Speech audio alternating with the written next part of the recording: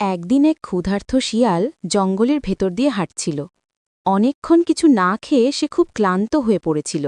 আহ কত ক্ষুধা লাগছে, কিছু খেতে না পেলে আর চলবে না। হঠাৎ শিয়ালটি একটি আঙুরের বাগান দেখতে পেল। সেখানে লতায় লতায় ঝুলছে টসটসে পাকা আঙুর।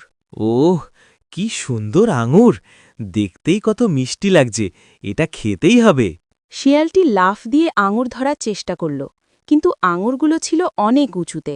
আচ্ছা, আরেকবার চেষ্টা করি, এবার নিশ্চয়ই পারব।